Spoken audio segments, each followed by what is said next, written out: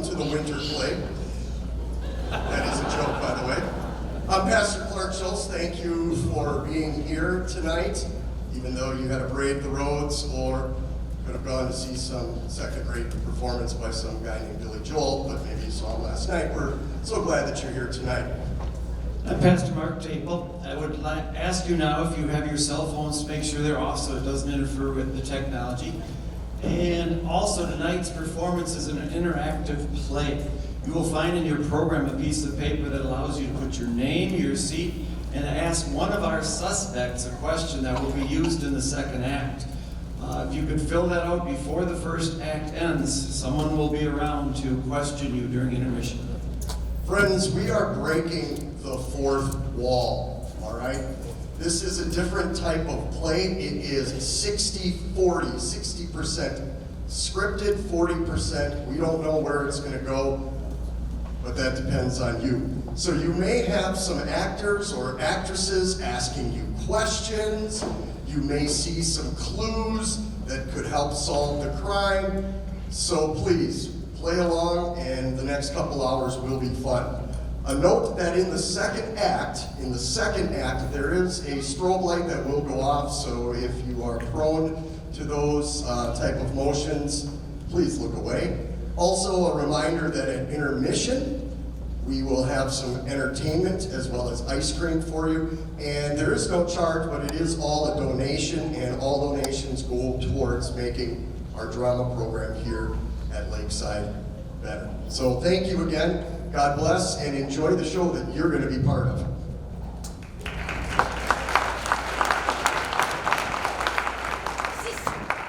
Can you believe these infidels? The destruction of Ankara is coming. They're disturbing Ankara's too. Those would have their heads. Disrespect. You are accursed.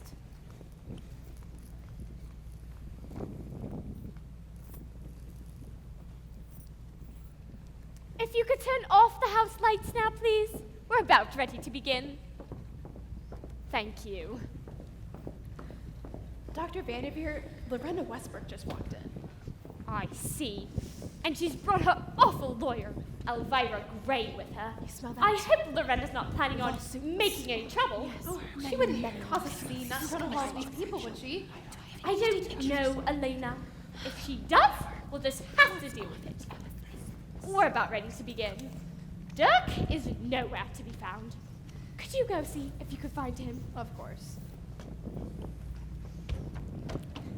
Dr. Vanderveer, the reporter and the photographer from the Sentinel have arrived. I've shown them to their seats. Is there anything else you'd like me to do? Not unless you'd like to lock one of our visitors in a torture chamber. What? Oh, Mrs. Westbrook. Forget I said it, Jane. After all, if it wasn't for Lorenda's money, Dirk's trip to Egypt wouldn't have been possible. We're about ready to begin. You can go to your seat. I've sent Elena to get Dirk. Yes, ma'am. A little to the left. Ladies and gentlemen, I am Dr. Joanna Vanderveer. I'm the curator here at the Hamilton Museum, and I would like to welcome you all to tonight's lecture. We're running a little behind schedule, so we ask that you bear with us. Tonight's guest speaker, Professor Dirk Carlton, will be here momentarily. As you no doubt know, Professor Carlton is one of the world's leading Egyptologists, and oh good, you're here. As I was saying, tonight, Professor Carlton will tell us about his marvelous discovery of the tomb of Menkaura. Menkaura? Oh, you mean the pharaoh. Strange man, apparently. He worshipped Uajit, the cobra goddess. Had this life-size statue of her in his tomb. A human body with the head of a snake. Huge fangs. Ugly woman. Oh, hood all swelled up. Yes, Dirk, I'm sure that's all in your notes. My notes? I seem to have misplaced my note. Oh. Dirk. Oh, sorry. Pesky infection. Well, it's more of a fungus. I got it while swimming in the Nile. I was swimming. It was already there. That's not the only fungus you picked up from Egypt. That A devoted assistant of yours! Francis, what are you doing here? My lawyer told me. Mrs. Carlton, what you're implying is ridiculous. Dirk and I are merely friendly coworkers, and that is all. Tell it to the judge in divorce court. Mrs. Carlton, please. This is most inappropriate. I must ask that you sit down and do not interrupt again. I would hate to have a guard escort you out. Very well. I am not through with you yet. Can we please get going? Are we going somewhere? Oh, you mean the lecture. Yes. Elena. Ladies and gentlemen, this is Elena Newman, Professor Carlton's able assistant and archaeologist in her own right. As you have no doubt surmised, Elena accompanied Dirk on his latest expedition to Egypt and was there when he discovered Menkara's tomb. They will be going back tomorrow to finish this important excavation. Excuse me, Dr. Vanderveer. I'm Russ Palmer with the Sentinel. Professor Carlton's findings are of worldwide importance. The Sentinel would like to run a cover story Sunday, and several major publications. Life, Time, National Geographic have asked that we submit photographs of tonight's events. So, I brought the paper's best photographer, Betty Lang, with me. Would it be all right if Betty shot some photos in here before the presentation begins?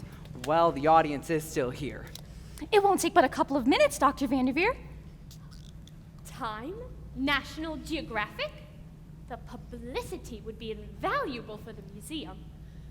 This is quite irregular, but yes, I suppose, if the professor agrees. Dirk?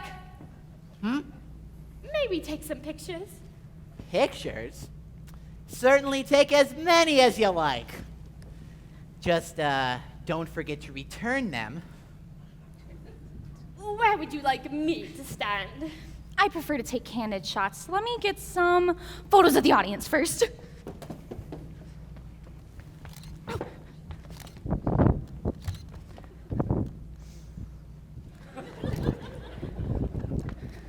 Is there a storm coming? Oh, Dirk, the young lady is taking photographs for the newspaper. Betty, how about a photo of Dr. Vanderveer with the professor?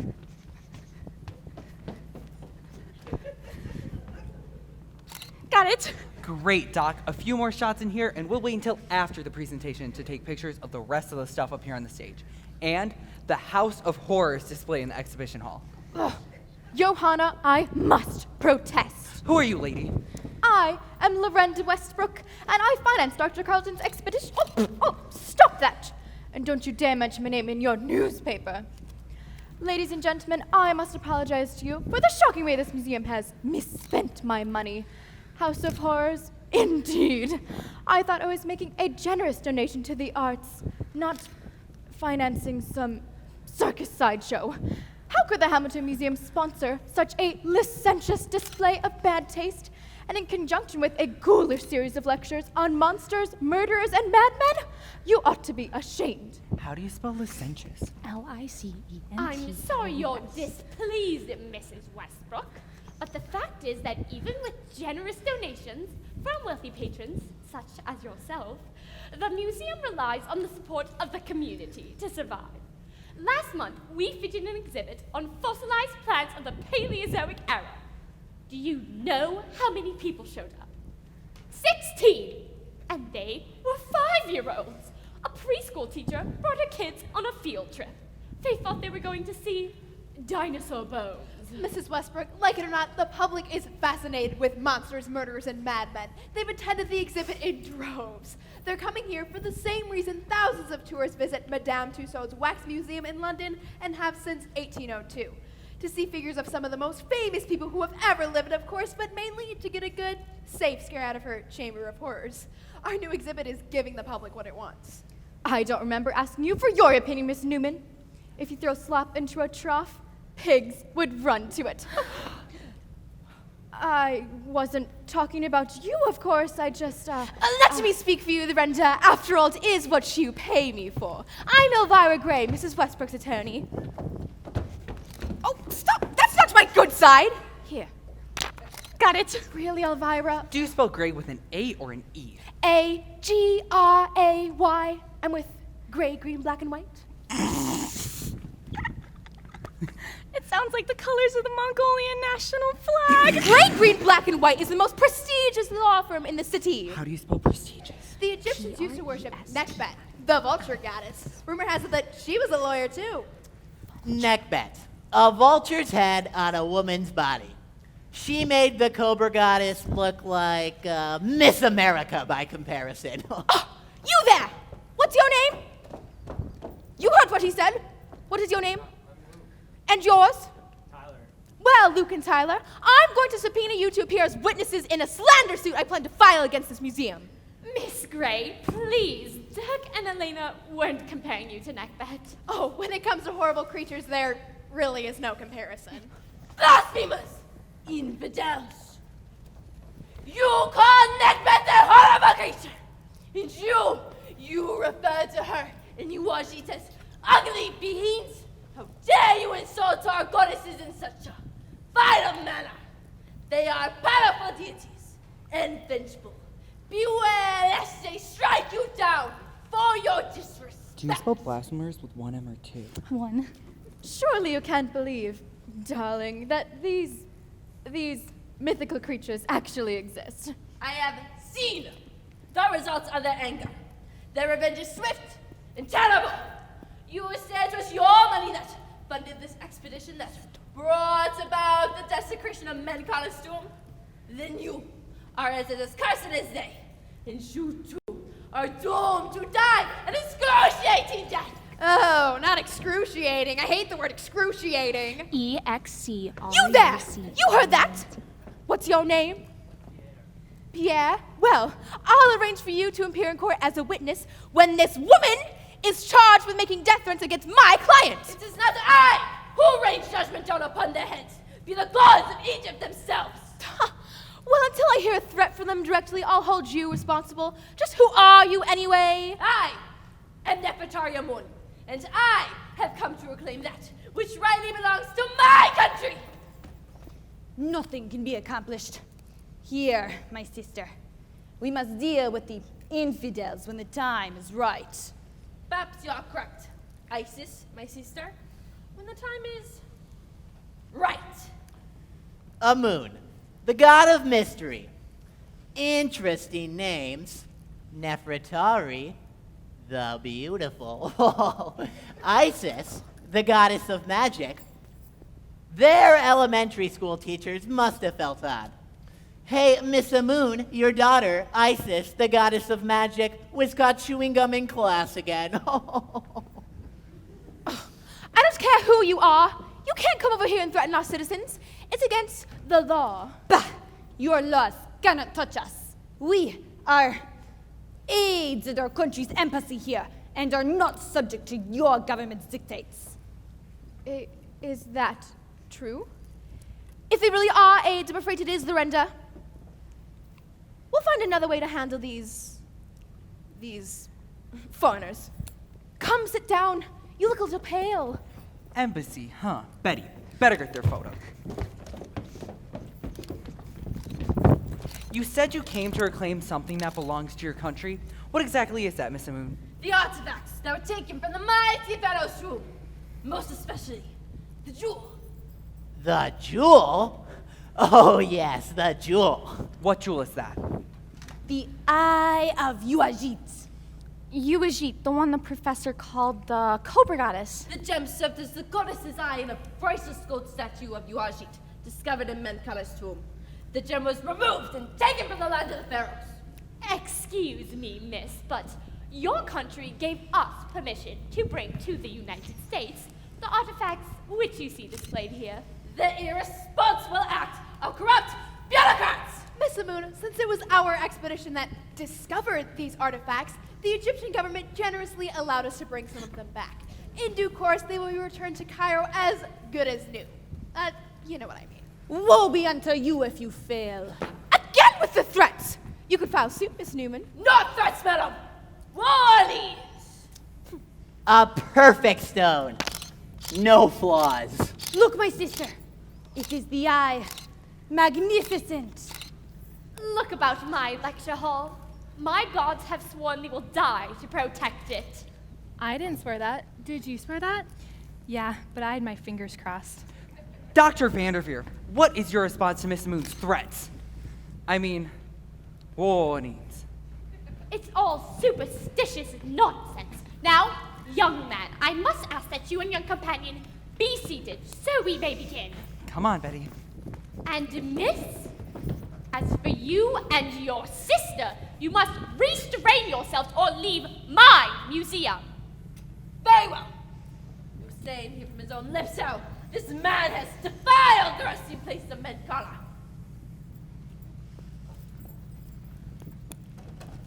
Jane, are you ready with the presentation? Yes, ma'am. I'm so nervous. I can't stand it when people argue. There will be no more disruptions, I promise you that. Professor Carlton, we're ready to go. Go right ahead. No, you. You can start the lecture? The lecture? Oh, quite. Good evening. I am Professor Dirk Carlton.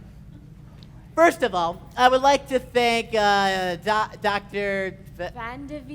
Vanderveer and the museum's board of trustees for sponsoring my most recent expedition to Egypt, where I was fortunate to discover the tomb of the powerful pharaoh Menkara.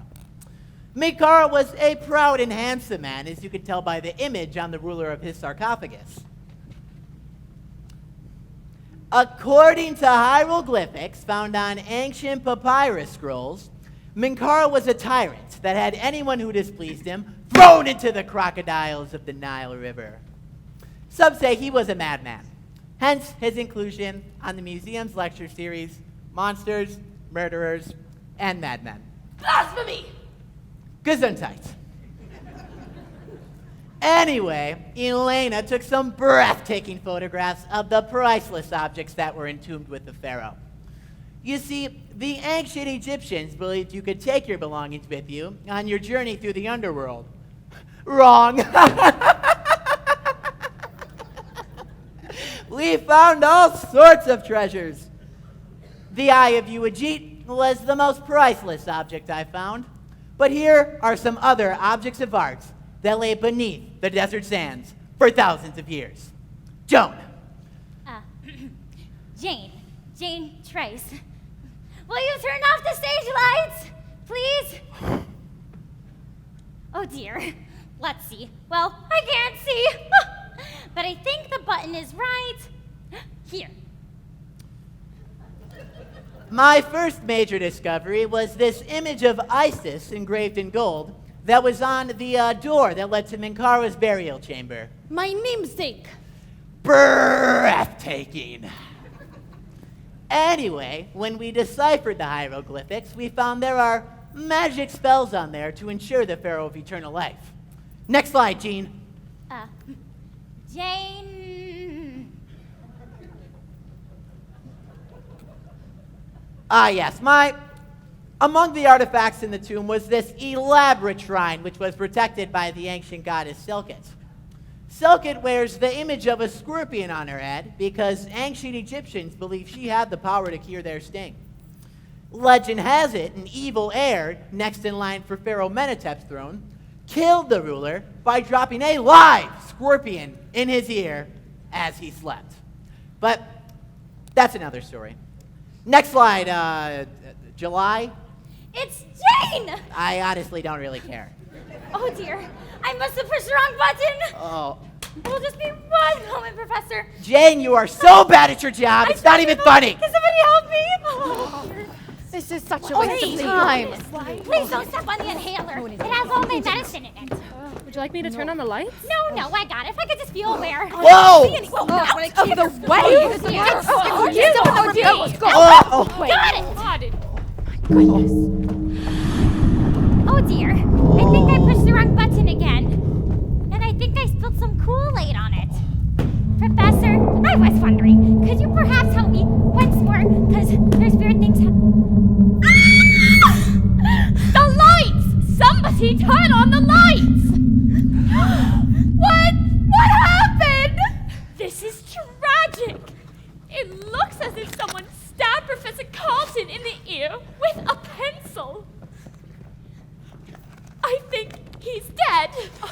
Holy cow, Betty, what a story. Come on. I'm right behind you.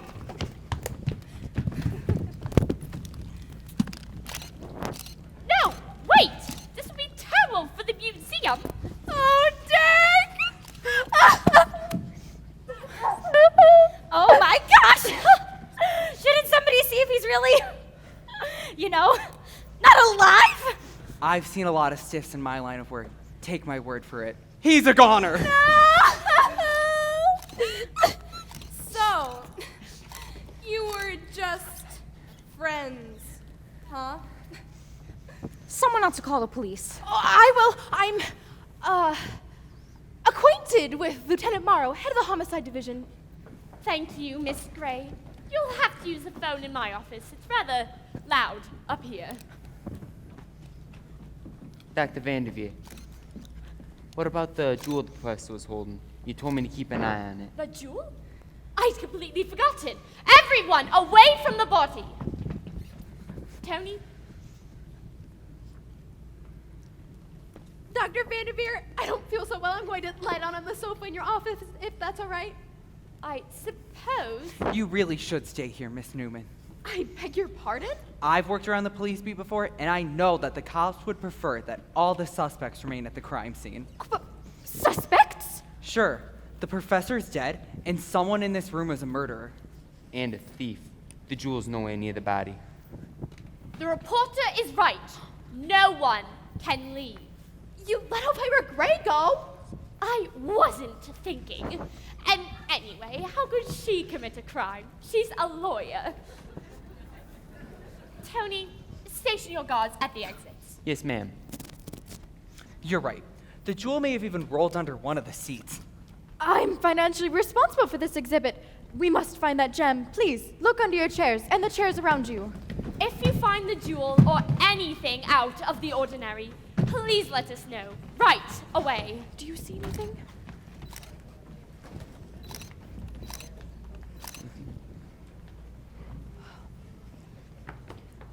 Oh my goodness. What is that, ma'am? Can I please have that? Oh my goodness, a gun. Whoa. The weapon is mine. It must have fallen out of my leg during all the excitement. I'll just take charge of that. That is not necessary. The professor was stabbed, not shot. Besides, I have a permit.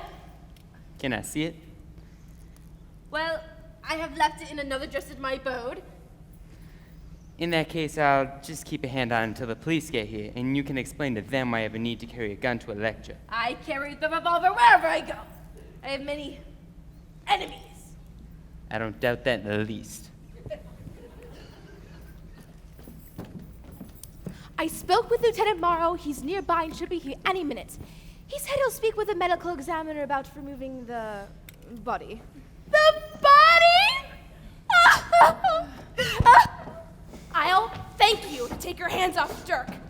He is still my husband, even if he is, well, dead. Oh, why do you care? You never loved him! How do you love someone who's never around? Dirk was always flying after some godforsaken place. You should know. You were always right there with them. Oh, you knew Dirk was an archaeologist when you married him. He made a great living for you. You had no problem spending all his money. Dirk told me all about your frivolous shopping excursions. That is none of your business. Elena, Francis, please. This is hardly the time or place. Actually, you're better off with Dirk dead, aren't you? What do you mean? If the divorce had gone through, your frivolous shopping excursions left little to be divided between you. Dirk had a very large life insurance policy with you named as beneficiary. He planned to change that, but was killed before he could. As it stands, you'll still collect the policy. Are you calling me a fortune hunter? Oh, not just a fortune hunter, Francis. I'm calling you a murderer! Why you? Get them! Oh, you're turning off me! Oh, stop it! With the way tonight's turned out, I might get a whole book out of this. I'm getting you plenty of illustrations for it. Mrs. Carlton, if you wish to bring a slander suit. Oh, leave me alone. Sounds like Lieutenant Morrow's coming. Good. Things are about to get out of hand here. You're about to step on a corpse and you think things are about to get out of hand? Kindly take your seat. Come on, Betty. Compose yourself, Elena. I'll meet the policeman at the door. Make sure no one disturbs anything in here. Yes, ma'am. Hey, where do you think you're going? Church? A valuable property belonging to the Egyptian government has vanished. We must report this to our embassy at once. Yeah, you can make that phone call when the police are done with you. Now, you're staying put. On whose authority do you plan to keep us here? Smith & Wesson's. Tony, is there anything I can do to help? I've drinking 8 cups of coffee and nothing seems to be working. I need something to distract me. I see, Jane. I think the best thing for you to do right now is just sit down and relax and lay off the coffee. Oh, we should have never disturbed your rest, Menkara. Your gods have begun their revenge. It wasn't an Egyptian goddess who killed Professor Carlton, Miss Newman. It was one of us in this room. How do you know? Someone could have come in when the lights were off, killed Dirk, and left before they came back on. I'm sure that's entirely possible, but one of our guards stationed out here would have notified me if anyone was moving about out there. Just how trustworthy are your guards? One of them might have been willing to kill someone for a jewel that's worth a fortune. Excuse me?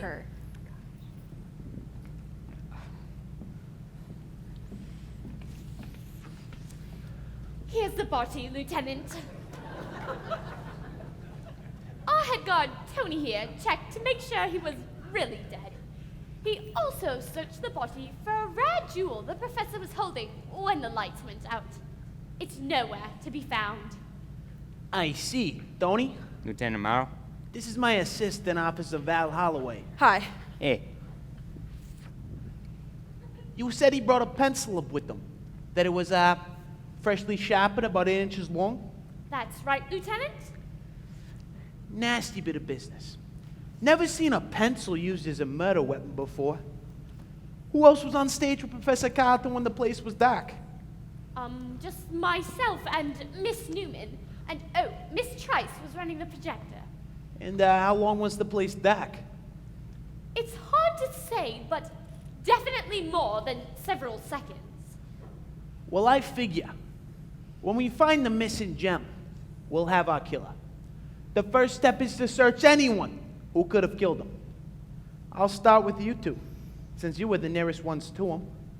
Any objections to being searched, Dr. Vanderveer?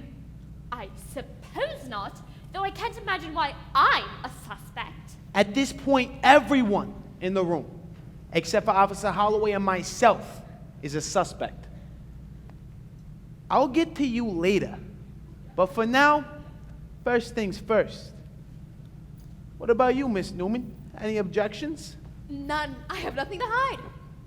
Good. So is there some place There are dressing rooms backstage. In that case, Dr. Vanderveer, Miss Newman, if you'll go with Officer Holloway, Tony, if you'll escort him. Dr. Vanderveer said the blackout lasted several seconds, long enough for any of you in the front row to rush on stage, stab the professor, and get back to your seat before the lights went out. The question is, did any of you leave your seats when the lights were out?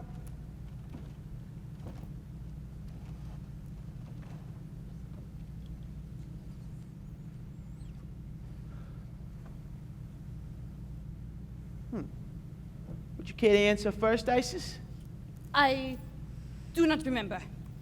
As you said, there was confusion. I am not sure.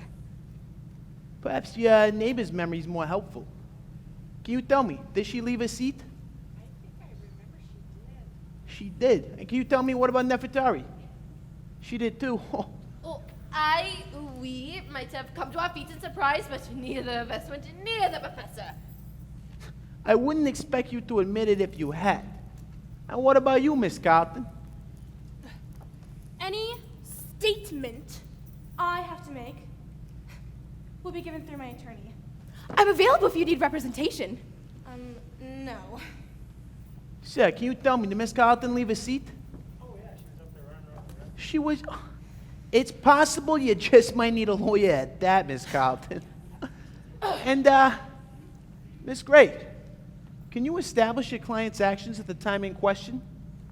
No, Lieutenant. I stood up when the lights went out. It was instinctive. If the professor had hurt himself in the dark, fallen off the stage perhaps, I was prepared to rush to him and present him with my card in case he wanted to sue the museum. Can you tell me, did Miss Westbrook leave a seat? You don't know. Can you tell me, did she leave a seat? She did? It seems that all the prime suspects had a motive as well as an opportunity to kill the victim. We'll start our investigation with them. For the moment, you'll all be witnesses primarily. But I'm not ruling out the fact that anyone in the front row could have rushed on stage, stolen the jewel, and killed the professor. Lieutenant Amaro, Dr. Vanderveer didn't have the jewel on her. Thanks, Tony. Oh, and a search Miss Newman. She's clean. You mean the police really say that? She's clean? I hate that phrase. It sounds like you're surprised to hear I took a bath. It's nothing personal, Miss Newman. Oh, nothing personal. You strip down to your underwear in front of a total stranger and tell me it's not personal. Hey, it's not over yet, Miss Newman. In fact, Miss Amon, Miss Carlton, and Miss Westbrook, if you'll please retire to the dressing rooms. And, Miss Gray, you might as well go with them since you admitted to leaving your seat. And, please bring your purses.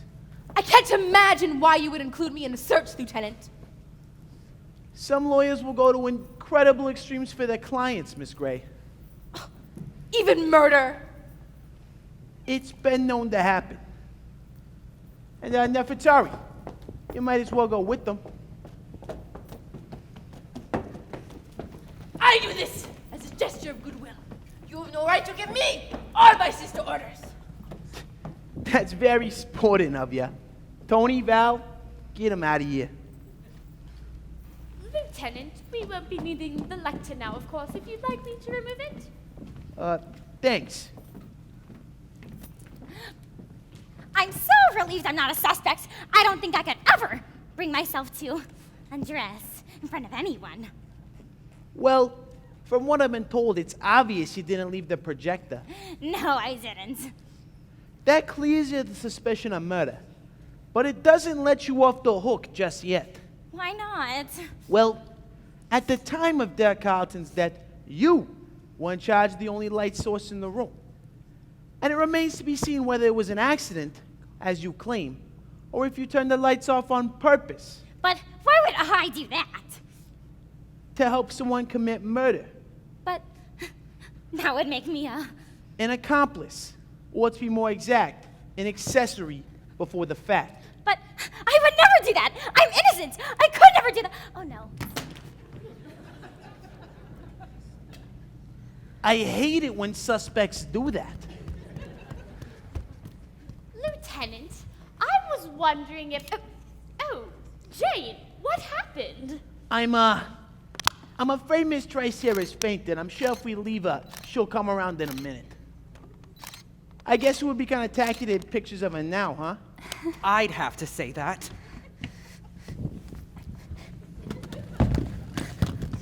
Jane has always been a very high-strung individual. It doesn't take much to upset her. Jane!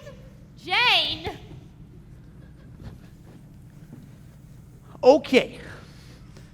The floor's getting a bit cluttered up here. I can't imagine what's keeping the medical examiner.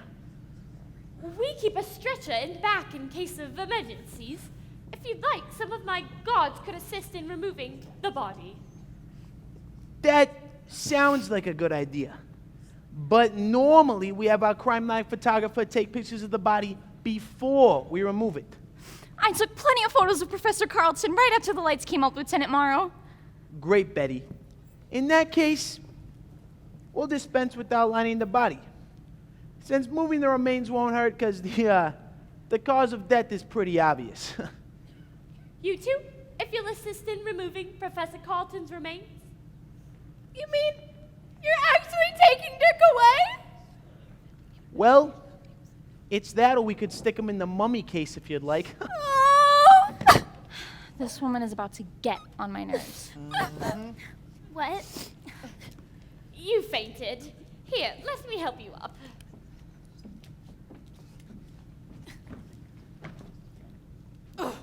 Good grief, she's still at it? This is the third time you've hugged him tonight, which is more than I have in 3 years. Look, I'm not gonna tell you again. Get your tiny little jazz hands off my corpse! Oh, see, Lieutenant Morrow, see how cruel and heartless she is! No wonder the man was starved for affection! You think he loved you? Don't kid yourself. The only woman that man could have ever loved would have had to have been at least 2,000 years old and wearing nothing but Band-Aids. Oh, Dirk loved me and I loved him! Well, that is your problem. If you're ready, Lieutenant Morrow? Yes, please proceed. I didn't find anything, Lieutenant. Oh, yeah, except for Miss Moon's gun here, which I took charge of earlier. I heard. I'll take charge of that. I would like a receipt for my revolver, Lieutenant Morrow. If I decide to keep it, you'll get one. Tony, if you'll go with them and show the medical examiner to my office. Yes, ma'am.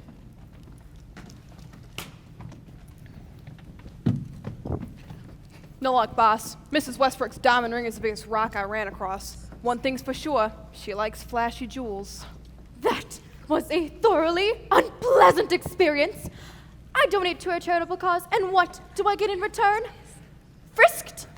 If I catch pneumonia, I'm going to sue the police department. What do you plan on doing with us now, Lieutenant Morrow? Haul us all off to the Hootscow? No, at least not at the moment. First, you're all going to be questioned extensively concerning your relationships with the deceased. It's not often I come across so many witnesses to the events that happened before a murder. They had the opportunity to see you interact among yourselves and with Professor Carlton. Their impressions could prove quite valuable to our little investigation. Lieutenant, I've noticed that some of the other suspects may have more personal reasons for wishing Professor Carlton harm, but what motive could I have to kill the man? He brought wonderful publicity for my museum. I realize that. I also realize that the murder here tonight will bring international attention to you and your museum. Especially since the professor was speaking as the Monsters, Murders, and Madmen lecture series. The irony will make the story even more sensational. Exactly. And I could just imagine the press will make the most of the exhibit out there. And just picture it. The headlines in a dozen different foreign languages around the world. Murder in the House of Horrors. Now do you see why I was so upset with the way that you spent my money? You ask about motives? I'd say you have about as strong a motive as anyone to kill the man. Rubbish. What about me? I just admitted I was in love with Dirk. Why would I kill him? Murder is the end result of a great deal many romantic relationships, Miss Newman. Often, the police never find out what went wrong. But if that's the situation in your case, I'll find out why you did it.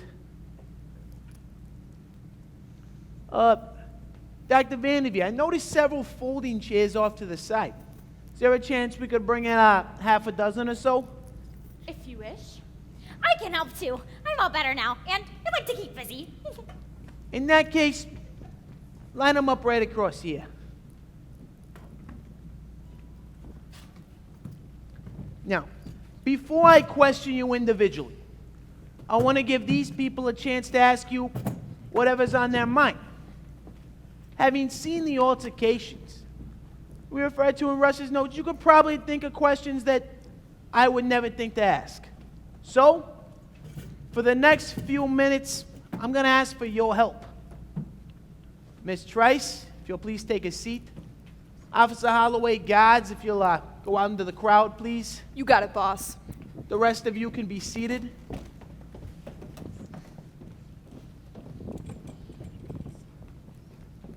Now, if you have a question, please raise your hand. Officer Holloway or one of our guards will come to you, address your question to whomever you may like. I think it's safe to assume that the murderess is not going to reveal her guilt. So someone up here will be lying. Val, if you'll keep an eye on the time. Do we have any questions? Yeah, we got one right here. All right, so this is for Miss Newman, and I'm wondering that, I can see based off your outfit, as long as with you being an archaeologist, you're also a UPS man. I'm wondering, where is my package? I ordered it 3 weeks ago, and it's still not here. Come on. Insulting me? The man I love just died, and you're insulting me? It's just really hard for me right now. How dare you ask me something like It wasn't an insult. That was a very straightforward question. The man wants to know where his package is. I like my outfit. Oh, you're probably the only one. Yeah, I think so, Do we have too. another question, please? Oh, right up here. So this is for Miss Gray. You said that you were well acquainted with the lieutenant. Is it true that this is because in the past you have been known to find dead bodies while jogging? Is that true? Where did you hear that? It was, I don't know. I can't tell you. Are you lying? No. She doesn't lying. look She's like a liar, she's so I'm going to definitely take lying. her word for it. Have you ever jogged onto a dead body before? Maybe. When was this? Before I knew you. Watch out, Miss Westbrook. You could be next. Do we have another question, please? Not all at once, folks. Nobody's got a question. You know what? I got a question, actually. I'm wondering, the curator over there, how long have you been, the curator of this museum? Me? Did I stutter? 25 Another years. curator? 25 years. 25? Interesting. 25 Nothing like this years. has ever happened at your museum before? Of course not. A murder? Never. Huh. Until now, of course. Can we have some more questions, please? Oh, go ahead. Yes, this is for Miss Gray. Miss Gray, why were you so quick to offer to call the police and leave the room right after the murder? Could you repeat that? I'm quite old and I can't hear you. Why were you so quick to offer to call the police and leave the room after the murder? Seems like a good time to maybe hide a jewel or something. Who else? Nobody else offered to call the police, and I simply decided that it would be something that I could do to keep busy. But why were you so quick to do it? It was Because almost I'm acquainted with unnaturally you, so quick. I knew your number and how to contact you. Okay. Can we have another question? Please? Yeah, You're we got right one here. right back here.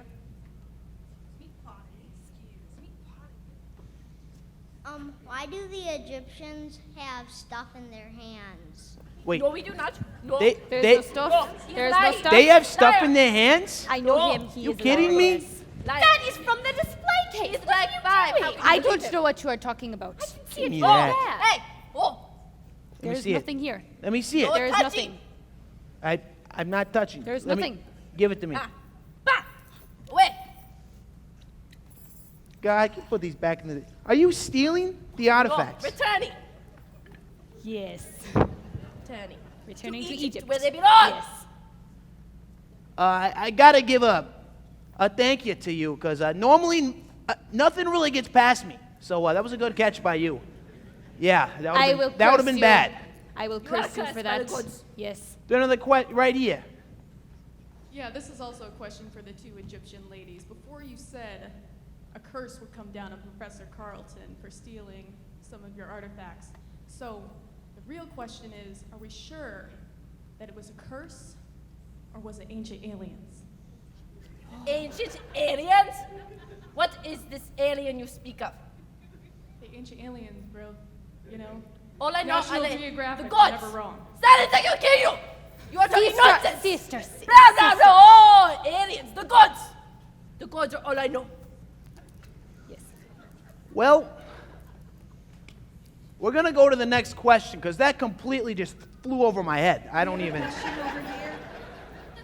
Hey, boss, we got one right up front. Right here, go ahead. I actually have two questions. First, for Lorinda Westbrook. Have you ever seen 101 Dalmatians?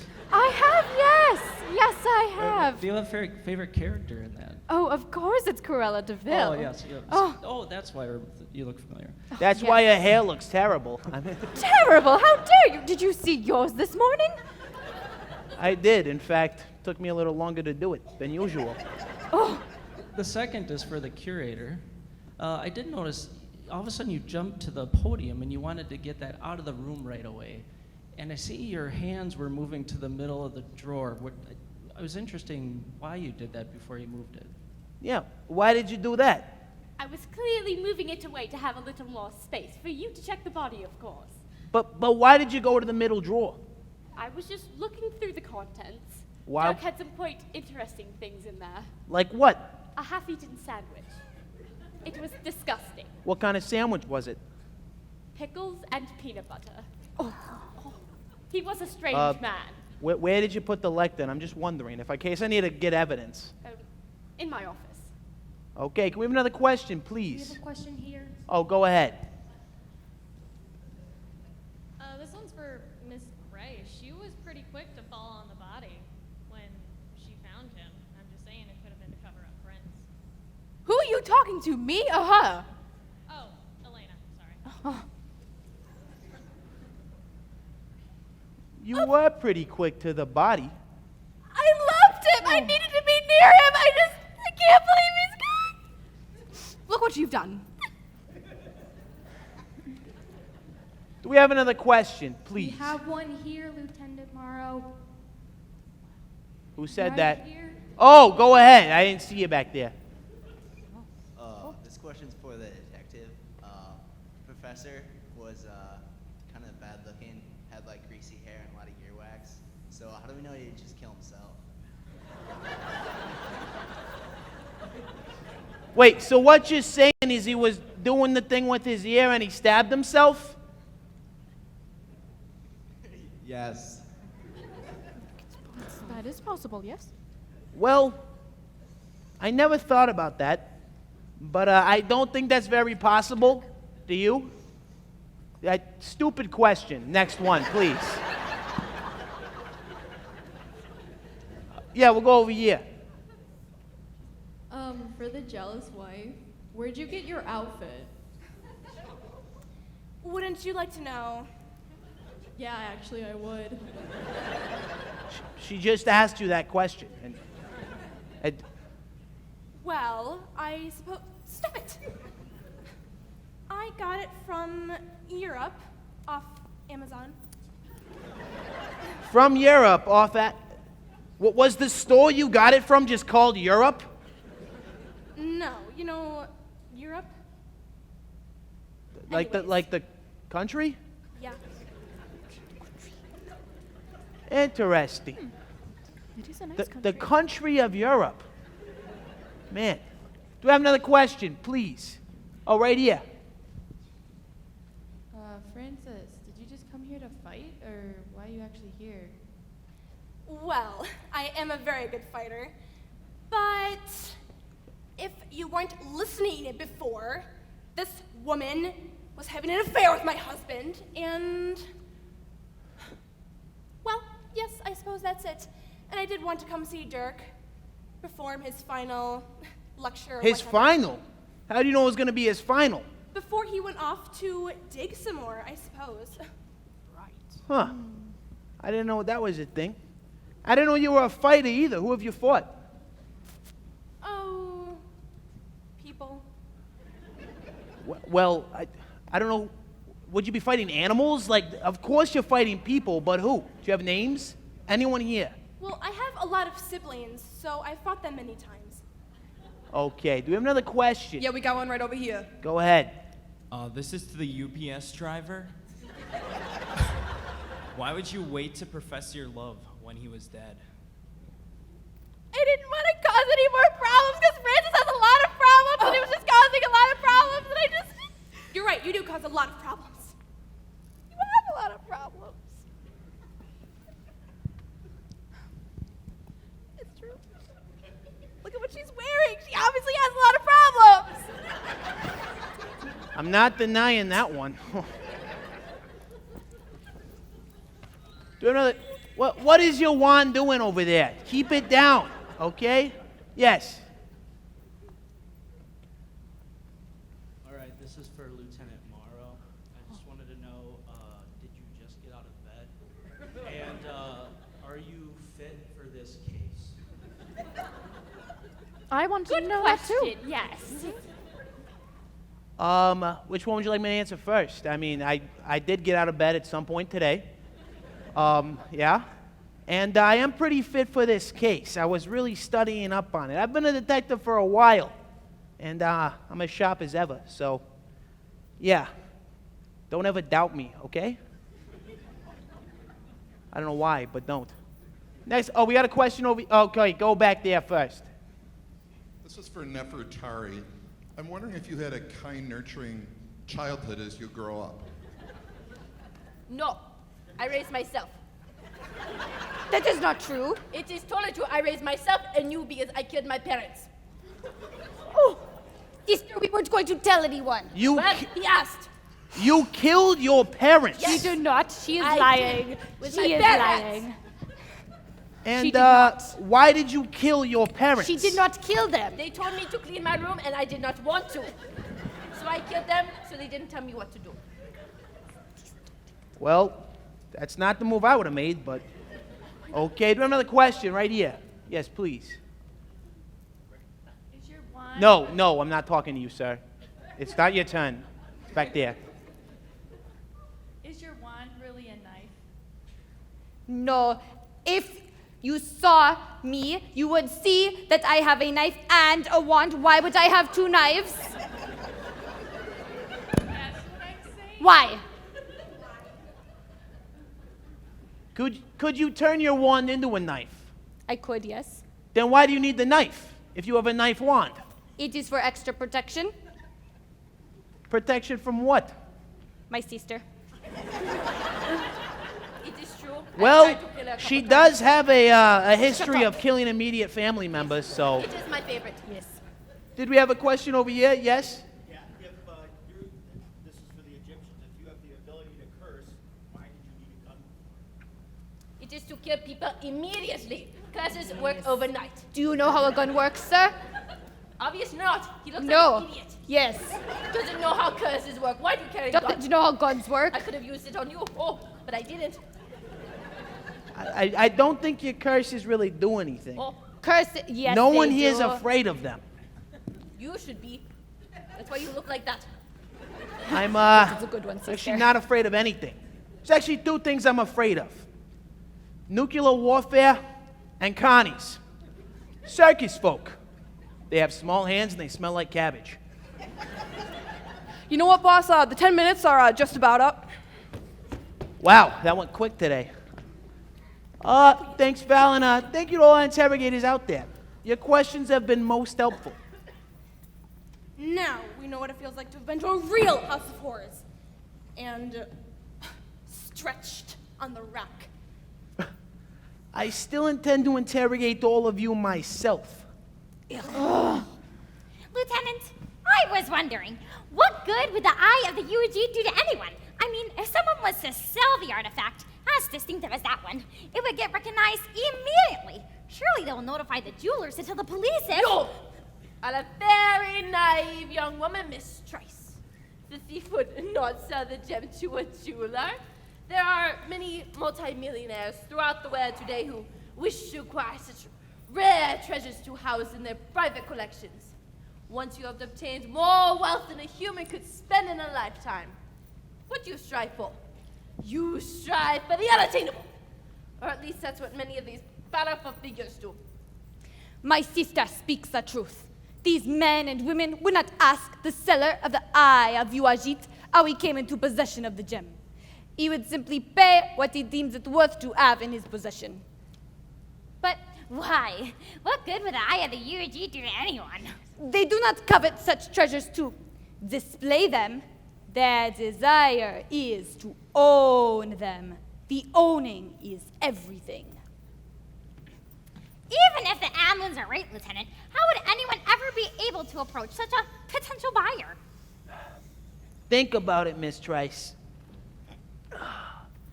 Dr. Vanderveer is the curator of the museum and must meet many wealthy patrons such as Miss Westbrook at fundraisers and similar activities.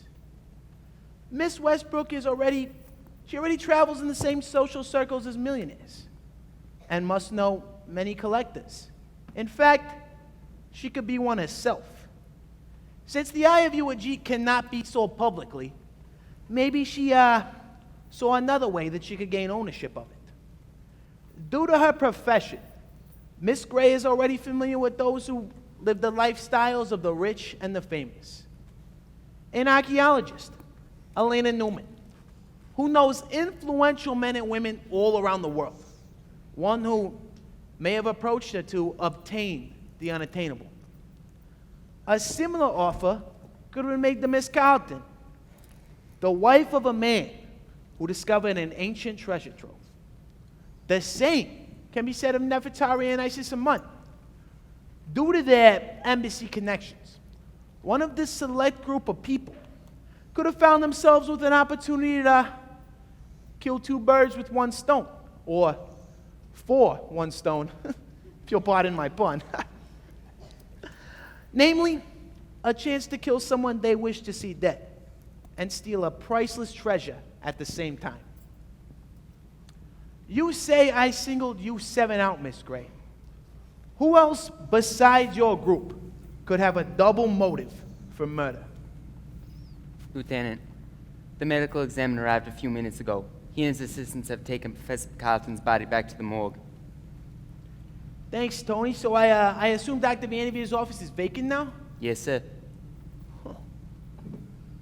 Dr. Vanderveer, I was wondering, would I be able to turn your office into a little interrogation room where I can bring in you suspects and question you one-on-one?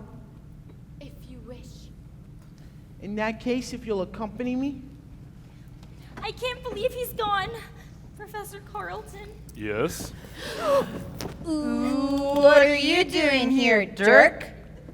Was it something I said? It's the fact that you said anything at all.